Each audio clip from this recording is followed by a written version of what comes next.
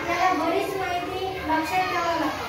पण ते लक्षात ठेवण्यामध्ये पाठांतर करण्याऐवजी जर आपण एखादी शॉर्ट ट्रिक्स किंवा छोट्या छोट्या काही युक्त्या जर आपण बनवल्या, आपण स्वतः सुद्धा बनवू शकतो आणि त्या युक्त्या बनवून आपण ती माहिती आपल्या मेंदूमध्ये परमनंट फिक्स ठेवू शकतो.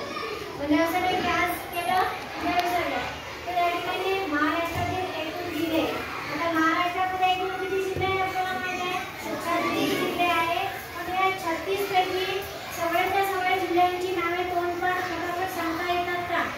सांगतो आपण, पण कधी कधी काय होते की त्यातले काही नावं सुटून जातात किंवा काही डबल रिपीट होतात.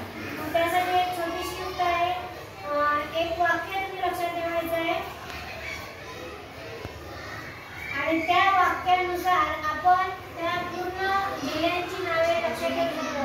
अगं कमल तू काय दूध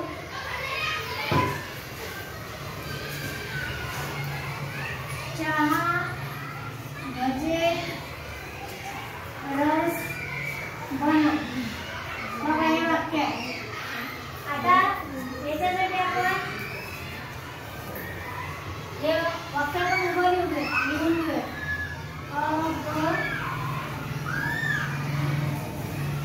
तू काय दूध चहा भजे रस बनव. काय दूध चहा